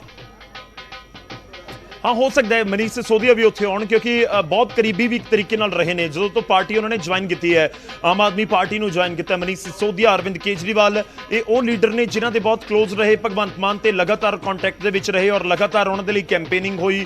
ਸੀਐਮ ਨੇ ਉਹਨਾਂ ਦੇ ਲਈ ਕੈਂਪੇਨਿੰਗ ਕੀਤੀ ਹੈ। ਕੇਜਰੀਵਾਲ ਤੇ ਮਨੀਸ਼ ਸਿਸੋਦੀਆ ਪੰਜਾਬ ਆ ਕੇ ਕੈਂਪੇਨਿੰਗ ਕਰਦੇ ਨੇ। ਇਨਫੈਕਟ ਤੁਹਾਨੂੰ ਯਾਦ ਹੋਏਗਾ ਕਿ ਅਰਵਿੰਦ ਕੇਜਰੀਵਾਲ ਦੇ ਵਾਈਫ ਜਦੋਂ ਆਏ ਸੀ ਪੰਜਾਬ ਦਾ ਇੱਕੋ ਸੀਟ ਦੇ ਉੱਤੇ ਜਾ ਕੇ ਉਹਨਾਂ ਨੇ ਜਿਹੜੀ ਕੈਂਪੇਨਿੰਗ ਕੀਤੀ ਉਹ ਧੂਰੀ ਦੇ ਵਿੱਚ ਸੀ, ਕਿ ਉਹ ਸਿਰਫ ਇੱਕ ਫੈਮਿਲੀ ਵੀ ਤੁਸੀਂ ਕਹਿ ਸਕਦੇ ਹੋ। ਔਰ ਜਦੋਂ ਕੇਜਰੀਵਾਲ ਦੇ ਵਾਈਫ ਪੰਜਾਬ ਪਹੁੰਚੇ ਸੀ ਤਾਂ ਉਹਨਾਂ ਨੇ ਸਿਰਫ ਉੱਥੇ ਹੀ ਭਗਵੰਤ ਮਾਨ ਦੇ ਲਈ ਕੈਂਪੇਨਿੰਗ ਕੀਤੀ ਸੀ।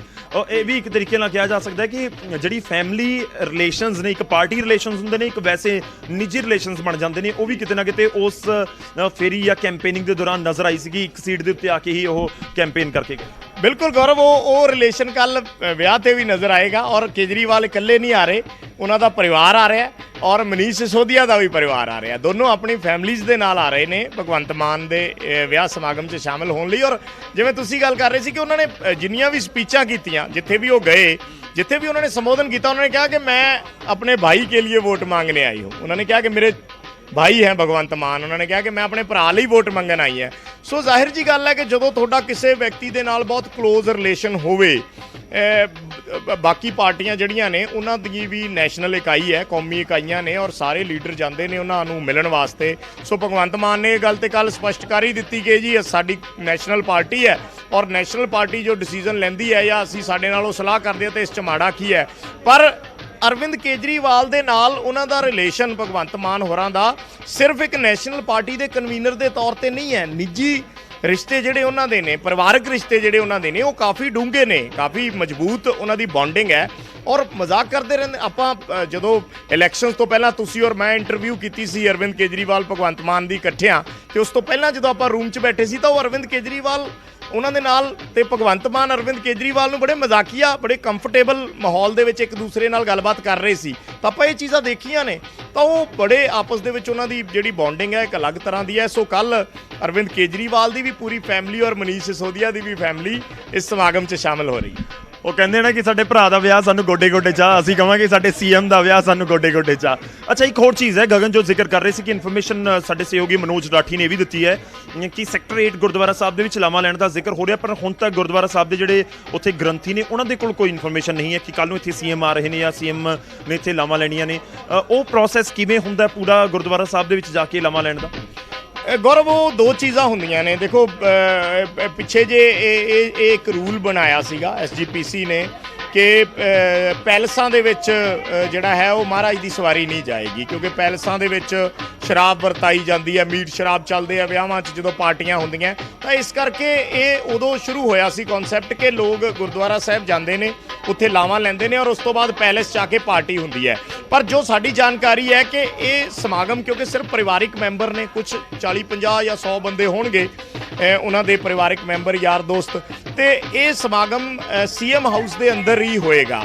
ਸੋ ਹੋ ਸਕਦਾ ਹੈ ਕਿ ਇਹ ਗੁਰਦੁਆਰਾ ਸਾਹਿਬ ਨਾ ਜਾਣ ਔਰ ਮਹਾਰਾਜ ਦੀ ਸਵਾਰੀ, ਕਿਉਂਕਿ ਘਰ ਲਿਆਉਣ ਤੇ ਕੋਈ ਬੈਨ ਨਹੀਂ ਹੈ, ਤਾਂ ਤੁਸੀਂ ਆਪਣੇ ਘਰ ਲਿਆ ਸਕਦੇ ਹੋ ਪੂਰੀ ਮਰਿਆਦਾ ਦੇ ਅਨੁਸਾਰ, ਪੂਰੇ ਰੀਤੀ ਰਿਵਾਜਾਂ ਦੇ ਅਨੁਸਾਰ। ਤਾਂ ਫਿਰ ਹੋ ਸਕਦਾ ਹੈ ਕਿ ਉਹ ਗੁਰਦੁਆਰਾ ਸਾਹਿਬ 'ਚ ਨਾ ਜਾਣ ਤੇ ਘਰੇ ਲਿਆ ਕੇ ਮਹਾਰਾਜ ਦੀ ਸਵਾਰੀ ਤੇ ਇਹ ਜਿਹੜਾ ਸਮਾਗਮ ਹੈ ਉਹ ਘਰੇ ਹੀ ਸੰਪੰਨ ਹੋਵੇ। ਸੋ ਇਸ ਕਰਕੇ ਹੋ ਸਕਦਾ ਹੈ ਕਿ ਬੁਕਿੰਗ ਨਾ ਕਰਾਈ ਗਈ ਹੋਵੇ, ਕਿਉਂਕਿ ਜੇ 8 ਸੈਕਟਰ 'ਚ ਹੋਣਾ ਹੁੰਦਾ ਤਾਂ ਫਿਰ ਹੁਣ ਤੱਕ ਬੁਕਿੰਗ ਹੋ ਗਈ ਹੁੰਦੀ, ਕਿਉਂਕਿ ਸੀਐਮ ਦਾ ਫੰਕਸ਼ਨ ਹੈ ਤਾਂ ਬੁਕਿੰਗ ਮੇਰੇ ਹਿਸਾਬ ਨਾਲ ਹੋ ਗਈ ਹੁੰਦੀ। ਪਰ ਉਹ ਨਹੀਂ, ਜੇ ਇਹ ਜਾਣਕਾਰੀ ਹੈ ਜਿਵੇਂ ਤੁਸੀਂ ਕਹਿ ਰਹੇ ਹੋ ਕਿ ਮਨੋਜ ਰਾਠੀ ਦੱਸ ਰਹੇ ਆ ਕਿ ਨਹੀਂ ਹੋਈ ਹੈ, ਤਾਂ ਫਿਰ ਹੋ ਸਕਦਾ ਹੈ ਵੀ ਸੀਐਮ ਹਾਊਸ ਦੇ ਵਿੱਚ ਮਹਾਰਾਜ ਦੀ ਸਵਾਰੀ, ਉੱਥੇ ਮਹਾਰਾਜ ਦੀ ਹਜ਼ੂਰੀ ਦੇ ਵਿੱਚ ਲਾਵਾਂ ਲਈਆਂ ਜਾਣ, ਇਹ ਹੋ ਸਕਦਾ ਹੈ। ਠੀਕ ਹੈ, ਤੇ ਉਹਨਾਂ ਦੀ ਕੈਬਨਿਟ ਦੇ ਵਿੱਚ ਬਹੁਤ ਸਾਰੇ ਅਜਿਹੇ ਚਿਹਰੇ ਨੇ ਜਿਨ੍ਹਾਂ ਦੇ ਵਿਆਹ ਦਾ ਇੰਤਜ਼ਾਰ ਹੋ ਰਿਹਾ। ਇਹਨਾਂ ਵੀ ਜ਼ਿਕਰ ਕਰ ਰਿਹਾ ਸੀ, ਬਹੁਤ ਸਾਰੇ ਚਿਹਰੇ।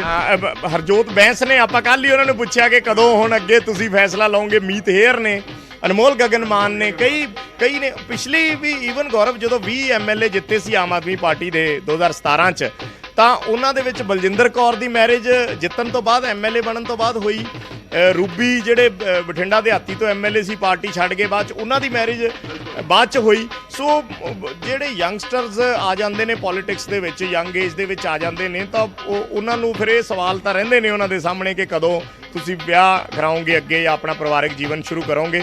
ਪਰ ਭਗਵੰਤ ਮਾਨ ਦੇ ਕੇਸ ਦੇ ਵਿੱਚ, ਕਿਉਂਕਿ ਇਹਨਾਂ ਦੀ ਪਹਿਲਾਂ ਪਰਿਵਾਰਕ ਜ਼ਿੰਦਗੀ ਜਿਹੜੀ ਆ ਉਹ ਸਹੀ ਪਟੜੀ ਤੇ ਨਹੀਂ ਚੱਲੀ ਜਾਂ ਡਾਵਾਂਡੋਲ ਹੋਈ ਸਥਿਤੀ ਹੈ, ਐਸੇ ਸਰਕਮਸਟੈਂਸਿਸ ਬਣੇ ਕਿ ਇਹਨਾਂ ਨੂੰ ਡਿਵੋਰਸ ਲੈਣਾ ਪਿਆ।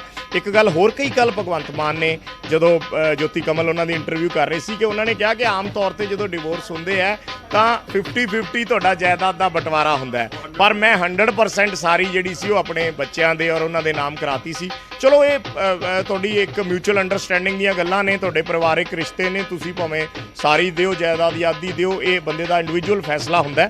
ਪਰ ਉਹਨਾਂ ਨੇ ਇੱਕ ਚੀਜ਼ ਤਾਂ ਉਹ ਮੰਨਦੇ ਨੇ ਕਿ ਮੈਂ ਬੇਸ਼ੱਕ ਵੱਖ ਹੋ ਗਿਆ ਆਪਣੇ ਪਰਿਵਾਰ ਤੋਂ, ਪਰ ਉਹਨਾਂ ਨੇ ਤਾਰੀਫ ਕੀਤੀ ਆਪਣੀ ਵਾਈਫ ਦੀ, ਔਰ ਉਹਨਾਂ ਨੇ ਕਿਹਾ ਕਿ ਉਹ ਇੱਕ ਬੜੀ ਅੱਛੀ ਮਾਂ ਸਾਬਤ ਹੋਈ ਹੈ। ਉਹ ਚਾਹੇ ਪਤਨੀ ਮੇਰੇ ਨਾਲ ਰਿਸ਼ਤਾ ਨਹੀਂ ਨਿਭ ਸਕਿਆ, ਪਰ ਉਹ ਬੜੀ ਅੱਛੀ ਮਾਂ ਸਾਬਤ ਹੋਈ ਹੈ, ਔਰ ਉਹਨਾਂ ਨੇ ਆਪਣੇ ਬੱਚਿਆਂ ਦੀ ਪਰਵਰਿਸ਼ ਬੜੇ ਵਧੀਆ ਢੰਗ ਨਾਲ ਕੀਤੀ ਹੈ। ਇਹ ਗੱਲ ਉਹਨਾਂ ਨੇ ਕੱਲ ਔਨ ਰਿਕਾਰਡ ਸ਼ਰੇਆਮ ਕਹੀ ਹੈ ਨਾ ਸਾਹਮਣੇ। ਸੋ ਉਸ ਤੋਂ ਬਾਅਦ ਹੁਣ ਪਰਿਵਾਰ ਤੇ ਲੱਭ ਹੀ ਰਿਹਾ ਸੀਗਾ ਕਿ ਇਹ ਵੀ ਆਪਣਾ ਅਗਲਾ ਰਸਤਾ ਚੁਣ ਲੈਣ, ਸੋ ਉਹਨਾਂ ਨੇ ਚੁਣ ਲਿਆ। ਬਿਲਕੁਲ ਚੁਣ ਲਿਆ, ਔਰ ਇਸ ਵਿਚਾਲੇ ਵਧਾਈਆਂ ਦਾ ਸਿਲਸਿਲਾ ਵੀ ਸ਼ੁਰੂ ਹੋ ਚੁੱਕਿਆ। ਰਾਜਾ ਵੜਿੰਗ ਦਾ ਮੈਂ ਜ਼ਿਕਰ ਕਰ ਰਿਹਾ ਸੀ, ਹਰਜੋਤ ਬੈਂਸ ਨੇ ਵੀ ਟਵੀਟ ਕਰਕੇ ਮੁਬਾਰਕਬਾਦ ਦਿੱਤੀ ਹੈ ਤੇ ਲਿਖਿਆ, ਵਿਸ਼ਿੰਗ ਮਾਈ ਚੀਫ ਮਿਨਿਸਟਰ ਭਗਵੰਤ ਮਾਨ ਜੀ ਆ very happy and blessed married life ahead, wish them both lifetime of love, respect and ਕੰਪੈਨੀਅਨਸ਼ਿਪ। ਤਾਂ ਵਧਾਈਆਂ ਦਾ ਸਿਲਸਿਲਾ ਸ਼ੁਰੂ ਹੋ ਗਿਆ। ਜੋ ਹਰਜੋਤ ਬੈਂਸ ਦਾ ਆਪਾਂ ਜ਼ਿਕਰ ਕਰ ਰਹੇ ਸੀ ਕਿ ਵਧਾਈਆਂ ਦਾ ਸਿਲਸਿਲਾ ਹਰਜੋਤ ਬੈਂਸ ਵਾਲੇ ਪਾਸੇ ਜਾਣ ਨੂੰ ਤਿਆਰ ਸੀ, ਜੋ ਆਪਾਂ ਕੱਲ ਵੀ ਪੁੱਛਿਆ ਸੀ, ਪਰ ਸੀਐਮ ਵਾਲੇ ਪਾਸੇ ਮੁੜਿਆ ਹੋਇਆ ਹੈ। ਖੈਰ, ਜਿਹੜਾ ਸੈਕੰਡ ਮੈਰਿਜ ਕਨਸੈਪਟ ਦਾ ਜ਼ਿਕਰ ਕਰ ਰਹੇ ਹਾਂ ਕਿ 7-8 ਸਾਲ ਪਹਿਲਾਂ ਸੀਐਮ ਦਾ ਜਿਹੜਾ ਡਿਵੋਰਸ ਹੋਇਆ ਸੀ ਭਗਵੰਤ ਮਾਨ ਦਾ, 2015 ਦੇ ਵਿੱਚ ਡਿਵੋਰਸ ਹੋਇਆ ਸੀ। ਪਰਸਨਲ ਮੈਟਰ ਹੈ, ਪਰਸਨਲ ਲਾਈਫ ਹੈ, ਸਾਰਾ ਕੁਝ। ਪਰ ਕਿਤੇ ਨਾ ਕਿਤੇ ਇੱਕ ਜਿਹੜੀ ਸੁਸਾਇਟੀ ਦਾ ਜ਼ਿਕਰ ਹੁੰਦਾ, ਉੱਥੇ ਬਹੁਤ ਸਾਰੇ ਲੋਕ ਕਿੰਤੂ ਪਰੰਤੂ ਕਰਨ ਵਾਲੇ ਵੀ ਹੁੰਦੇ ਨੇ, ਕਿਤੇ ਨਾ ਕਿਤੇ ਉਹਦਾ ਵੀ ਸਾਹਮਣਾ ਕਰਨਾ ਪੈ ਸਕਦਾ ਆਉਣ ਵਾਲੇ ਦਿਨਾਂ ਦੇ ਵਿੱਚ ਸੀਐਮ ਨੂੰ।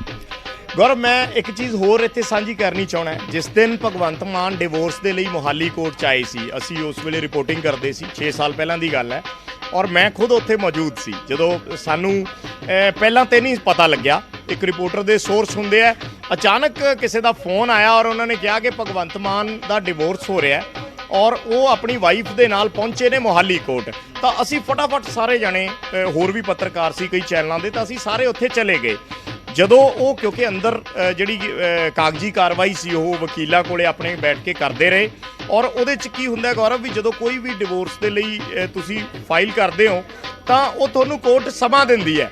ਕੋਰਟ ਤੁਹਾਨੂੰ ਸਮਾਂ ਦਿੰਦੀ ਹੈ ਕਿ ਜੀ ਇੰਨੀ ਤਰੀਕ ਤੁਹਾਨੂੰ ਦਿੱਤੀ। ਕਈ ਵਾਰ ਮਿਊਚੁਅਲ ਅੰਡਰਸਟੈਂਡਿੰਗ ਨਾਲ ਵੀ ਜੇ ਤੁਹਾਡਾ ਸੌਟ ਆਊਟ ਹੋ ਜੇ, ਜਿਨ੍ਹਾਂ ਦੇ ਕਲੈਸ਼ ਹੁੰਦੇ ਨੇ ਫੈਮਿਲੀ ਦੇ ਵਿੱਚ, ਤਾਂ ਉਹ ਫਿਰ ਜੇ ਹੋ ਜੇ ਤਾਂ ਕਈ ਵਾਰੀ ਉਹ ਤੁਸੀਂ ਵਾਪਸ ਲੈ ਲੈਂਦੇ ਹੋ ਅਰਜੀ ਡਿਵੋਰਸ ਦੀ, ਤੇ ਜੇ ਨਾ ਹੋਵੇ ਫਿਰ ਉਹ ਅੱਗੇ ਕੋਰਟ ਉਸ 'ਤੇ ਕਾਰਵਾਈ ਕਰ ਦਿੰਦਾ ਹੈ। ਸੋ ਭਗਵੰਤ ਮਾਨ ਦੇ ਕੇਸ ਦੇ ਵਿੱਚ ਵੀ ਇੱਦਾਂ ਹੋਇਆ ਸੀ। ਜਦੋਂ ਉਹਨਾਂ ਨੇ ਪਹਿਲੀ ਵਾਰ ਇਹ ਉੱਥੇ ਅਰਜੀ ਦਾਖਲ ਕੀਤੀ ਸੀ ਡਿਵੋਰਸ ਦੀ, ਅਸੀਂ ਬਾਹਰ ਕਵਰੇਜ ਦੇ ਲਈ ਖੜੇ ਹੋਏ, ਅੰਦਰ ਜਾ ਨਹੀਂ ਸਕਦੇ ਸੀ, ਕੋਰਟ ਦੇ ਬਾਹਰ ਖੜੇ ਰਹੇ। ਫਿਰ ਭਗਵੰਤ ਮਾਨ ਆਪਣੀ ਵਾਈਫ ਦੇ ਨਾਲ ਆਏ। ਜਦੋਂ ਵਾਈਫ ਦੇ ਨਾਲ ਆਏ ਤੇ ਅਸੀਂ ਉਹਨਾਂ ਨੂੰ ਰੋਕਿਆ ਕਿ 2 ਮਿੰਟ ਸਾਡੇ ਨਾਲ ਗੱਲ ਕਰਕੇ ਜਾਓ। ਉਹ ਰੁਕੇ ਤਾਂ ਨਹੀਂ, ਪਰ ਉਹਨਾਂ ਨੇ ਕਿਹਾ ਯਾਰ ਮੇਰਾ ਨਿੱਜੀ ਮਸਲਾ ਹੈ, ਮੇਰਾ ਪਰਿਵਾਰਿਕ ਮਸਲਾ ਹੈ ਤੇ ਮੈਂ ਇਸ ਤੇ ਕੋਈ ਗੱਲ ਨਹੀਂ ਕਰਨੀ ਚਾਹੁੰਦਾ। ਅਸੀਂ ਜੋ ਵੀ ਕਰ ਰਹੇ ਹਾਂ, ਜਾਂਦੇ ਜਾਂਦੇ ਉਹਨਾਂ ਨੇ ਜਦੋਂ ਗੱਡੀ 'ਚ ਬੈਠਣ ਲੱਗੇ, ਫੋਰਚੂਨਰ ਗੱਡੀ ਸੀ ਉਹਨਾਂ ਦੀ, ਜਦੋਂ ਗੱਡੀ 'ਚ ਬੈਠਣ ਲੱਗੇ ਤਾਂ ਉਹਨਾਂ ਨੇ ਕਿਹਾ ਕਿ ਮੇਰਾ ਇਹ ਨਿੱਜੀ ਮਸਲਾ ਹੈ ਔਰ ਅਸੀਂ ਇਹ ਮਿਊਚੁਅਲ ਅੰਡਰਸਟੈਂਡਿੰਗ ਨਾਲ ਫਾਈਲ ਕੀਤਾ, ਸਾਡੇ 'ਚ ਕੋਈ ਐਸੀ ਗੱਲ ਨਹੀਂ ਹੈ। ਤੋ ਐਦਾਂ ਕਹਿ ਕੇ ਉਹ ਆਪਣੀ ਗੱਡੀ 'ਚ ਬੈਠ ਕੇ ਉੱਥੋਂ ਚਲੇ ਗਏ। ਉਸ ਤੋਂ ਬਾਅਦ ਬੜੇ ਸਾਰੇ ਸਵਾਲ ਜਵਾਬ ਹੋਏ ਉਹਨਾਂ ਨੂੰ ਸੋਸ਼ਲ ਮੀਡੀਆ ਤੇ, ਉਹਨਾਂ ਨੇ ਲਿਖਿਆ ਵੀ ਕਿ ਯਾਰ ਮੇਰੇ ਸਾਹਮਣੇ ਕਈ ਵਾਰੀ ਐਸੀਆਂ ਚੁਣੌਤੀਆਂ ਆ ਜਾਂਦੀਆਂ ਤਾਂ ਮੈਂ ਉਸ ਨੂੰ ਮਿਊਚੁਅਲ ਅੰਡਰਸਟੈਂਡਿੰਗ ਨਾਲ ਅਸੀਂ ਹੱਲ ਕਰ ਲਿਆ। ਸੋ ਉਹੀ ਚੀਜ਼ ਦਾ ਜ਼ਿਕਰ ਉਹਨਾਂ ਨੇ ਕੱਲ ਜਦੋਂ ਸਵਾਲ ਦੇ ਵਿੱਚ ਕੀਤਾ। ਤੇ ਹੁਣ ਸਥਿਤੀ ਜਿਹੜੀ ਹੈ ਉਹ ਹੋਰ ਹੈ। ਹੁਣ ਸੈਕਿੰਡ ਮੈਰਿਜ ਹੈ, ਪਰਿਵਾਰ ਨੂੰ ਜ਼ਾਹਿਰ ਜੀ ਗੱਲ ਹੈ ਗੌਰਵ ਨਹੀਂ ਇਤਰਾਜ਼ ਬੱਚਿਆਂ ਦੇ ਨਾਲ ਕੀਤੀ ਹੋਣੀ ਹੈ ਗੱਲ, ਕਿਉਂਕਿ ਉਹਨਾਂ ਦੀ ਮਦਰ ਹੈ, ਉਹਨਾਂ ਦੀ ਸਿਸਟਰ ਹੈ, ਉਹਨਾਂ ਨੇ ਫੈਸਲਾ ਲਿਆ। ਇਕੱਲੇ ਭਗਵੰਤ ਮਾਨ ਦਾ ਤੇ ਫੈਸਲਾ ਨਹੀਂ, ਇਹ ਵੀ ਹੋ ਸਕਦਾ ਕਿ ਕਈ ਵਾਰੀ ਤੁਸੀਂ ਨਾ ਚਾਹੁੰਦੇ ਹੋਏ ਵੀ ਪਰਿਵਾਰ ਦਾ ਫੈਸਲਾ ਮੰਨਦੇ ਹੋ। ਕਈ ਵਾਰੀ ਬੰਦਾ ਤੁਹਾਡੀ ਖੁਦ ਦੀ ਇੱਛਾ ਨਹੀਂ ਹੁੰਦੀ, ਪਰ ਕਿਉਂਕਿ ਪਰਿਵਾਰ ਦੇ ਵਿੱਚ ਤੁਹਾਡੇ ਮਦਰ ਹੈ, ਬਜ਼ੁਰਗ ਨੇ, ਬਿਰਧ ਨੇ, ਇਹ ਬੰਦੇ ਨੂੰ ਹੁੰਦਾ ਕਿ ਯਾਰ ਮੇਰੇ ਮਾਤਾ ਪਤਾ ਨਹੀਂ ਕਿੰਨਾ ਕੁ ਚਿਰ ਨੇ, ਮੈਂ ਉਹਨਾਂ ਨੂੰ ਮੇਰੀ ਚਿੰਤਾ ਹੈ ਤਾਂ ਮੈਂ ਐਸਾ ਫੈਸਲਾ ਲੈਣਾ। ਤਾਂ ਕਈ ਵਾਰ ਤੁਸੀਂ ਜ਼ਰੂਰੀ ਨਹੀਂ ਹੁੰਦਾ ਕਿ ਆਪਣੀ ਇੱਛਾ ਤੁਸੀਂ ਪਰਿਵਾਰ ਦੇ ਲਈ ਵੀ ਇਹੋ ਜਿਹੇ ਫੈਸਲੇ ਲੈ ਲੈਂਦੇ। ਬਿਲਕੁਲ ਲਾਜ਼ਮੀ ਤੌਰ ਤੇ ਪਰਿਵਾਰ ਦੇ ਲਈ ਵੀ। ਔਰ ਜੋ ਸੈਕਿੰਡ ਮੈਰਿਜ ਦਾ ਵੀ ਗਗਨ ਲਗਾਤਾਰ ਜ਼ਿਕਰ ਹੋ ਰਿਹਾ ਕਿ ਇਹ ਬਹੁਤ ਜ਼ਿਆਦਾ ਇਹ ਨਹੀਂ ਹੈ ਕਿ ਬਿਲਕੁਲ ਕੋਈ ਕੇਸ ਹੀ ਨਹੀਂ ਹੁੰਦਾ, ਇਹ ਬਹੁਤ ਕਾਮਨ ਅੱਜ ਦੀ ਡੇਟ ਦੇ ਵਿੱਚ। ਔਰ ਇਹ ਵੀ ਨਹੀਂ ਹੈ ਕਿ ਕੋਈ ਇਸ ਤੋਂ ਪਹਿਲਾਂ ਕੋਈ ਪਬਲਿਕ ਫਿਗਰ ਨੇ ਜਾ ਕੇ ਇਸ ਤਰੀਕੇ ਨਾਲ ਮੈਰਿਜ ਨਾ ਕੀਤੀ ਹੋਵੇ। ਹਾਂ, ਬਤੌਰ ਮੁੱਖ ਮੰਤਰੀ ਦੀ ਚੇਅਰ ਦੇ ਉੱਤੇ ਬੈਠਾ ਕੋਈ ਹੋਵੇ, ਉਹ ਜਨਤਕ ਪਬਲਿਕ ਲਾਈਫ ਦੇ ਵਿੱਚ ਹੈ ਤੇ ਉਹਨਾਂ ਨੇ ਸੈਕਿੰਡ ਮੈਰਿਜ ਦਾ ਡਿਸੀਜਨ ਲਿਆ, ਉਹ ਲਾਜ਼ਮੀ ਤੌਰ ਤੇ ਖੂਬ ਚਰਚਾ ਦਾ ਵਿਸ਼ਾ ਹੋਏਗਾ। ਔਰ ਸ਼ਾਇਦ ਇਸ ਤੋਂ ਪਹਿਲਾਂ ਨਹੀਂ ਹੋਇਆ ਕਿ ਸੀਐਮ ਵਿਆਹ ਕਰਵਾਉਣ ਜਾ ਰਹੇ ਹੋਣ ਜਾਂ ਫਿਰ ਸੈਕਿੰਡ ਮੈਰਿਜ ਉਹਨਾਂ ਦੀ ਹੋ ਰਹੀ ਹੋਵੇ। ਇਸ ਵਿਚਾਲੇ ਮੈਂ ਇੱਕ ਹੋਰ ਤੁਹਾਨੂੰ ਅਪਡੇਟ ਦੇ ਦੇਵਾਂ, ਕਿਉਂਕਿ ਅੱਜ ਤੱਕ ਸੈਕਟਰ 8 ਨੂੰ ਲੈ ਕੇ ਜ਼ਿਕਰ ਹੋ ਰਿਹਾ ਸੀ ਕਿ ਸੈਕਟਰ 8 ਦੇ ਵਿੱਚ ਅੱਜ ਤੱਕ ਕੋਈ ਇਨਫੋਰਮੇਸ਼ਨ ਨਹੀਂ ਪਹੁੰਚੀ ਹੈ।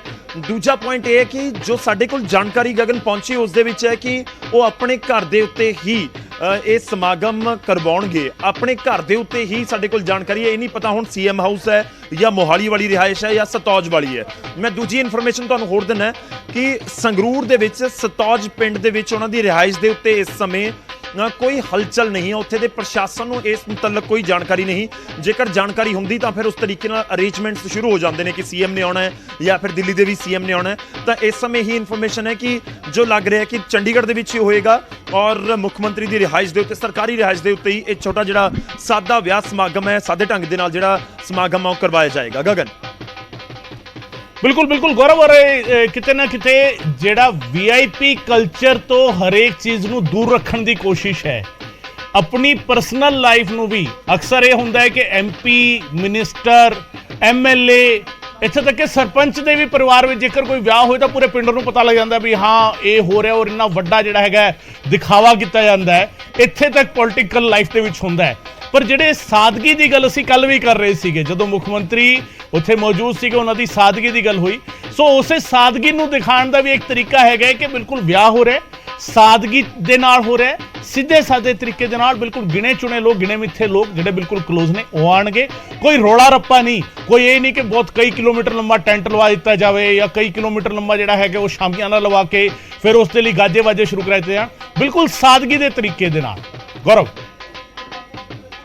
ਬਿਲਕੁਲ ਦੋ ਚੀਜ਼ਾਂ ਨੇ ਇਸ ਦੇ ਵਿੱਚ, ਇੱਕ ਤਾਂ ਵੀਆਈਪੀ ਕਲਚਰ ਕਹੀਏ ਜਾਂ ਫਿਰ ਉਹ ਗੈਰ ਜ਼ਰੂਰੀ ਖਰਚਿਆਂ ਨੂੰ ਰੋਕਣ ਵੱਲ ਕਦਮ ਕਹੀਏ, ਜਾਂ ਫਿਰ ਦੂਜਾ ਗਗਨ ਆਪਣੀ ਸੁਸਾਇਟੀ ਦਾ ਮੈਂ ਜ਼ਿਕਰ ਕਰਾਂ ਪੰਜਾਬ ਜਾਂ ਫਿਰ ਦੇਸ਼ ਦੇ ਵਿੱਚ, ਜਦੋਂ ਸੈਕਿੰਡ ਮੈਰਿਜ ਵਾਲੇ ਪਾਸੇ ਕੋਈ ਜਾਂਦਾ ਤਾਂ ਉਸ ਸਮੇਂ ਕੋਸ਼ਿਸ਼ ਰਹਿੰਦੀ ਹੈ ਕਿ ਜ਼ਿਆਦਾ ਇਸ ਤਰੀਕੇ ਨਾਲ ਕੋਈ ਸਮਾਗਮ ਨਾ ਹੋਵੇ। ਆਮ ਤੌਰ ਤੇ ਤੁਸੀਂ ਜੇਕਰ ਆਪਣੇ ਆਲੇ ਦੁਆਲੇ ਵੀ ਆਪਾਂ ਕੁਝ ਜਿਹੜੇ ਵਿਆਹ ਸਮਾਗਮ ਹੋਏ ਨੇ ਔਰ ਸੈਕਿੰਡ ਕਿਸੇ ਦੀ ਮੈਰਿਜ ਹੋਈ ਹੋਵੇ ਤਾਂ ਕੋਈ ਬਿਰਲਾ ਹੀ ਹੋਏਗਾ ਜਿਸਨੇ ਬਹੁਤ ਵੱਡਾ ਵਿਆਹ ਸਮਾਗਮ ਕੀਤਾ ਹੋਵੇ, ਸ਼ਾਇਦ ਇੱਕੋ ਇਫੈਕਟ ਹੈਗਾ। ਦੂਜਾ ਜਿਹੜਾ ਤੁਸੀਂ ਜ਼ਿਕਰ ਕਰ ਰਹੇ ਹੋ, ਕਿਉਂਕਿ ਜੇ ਸੀਐਮ ਇੱਕ ਵੱਡਾ ਪ੍ਰੋਗਰਾਮ ਕਰਨਗੇ ਤਾਂ ਫਿਰ ਤਾਂ ਪਤਾ ਨਹੀਂ ਕਿਸ ਨੂੰ ਬੁਲਾਉਣਾ ਪਏਗਾ, ਬਹੁਤ ਵੱਡੇ ਪੱਧਰ ਦੇ ਉੱਤੇ ਉਹ ਸਮਾਗਮ ਕਰਨਾ ਹੋਏਗਾ।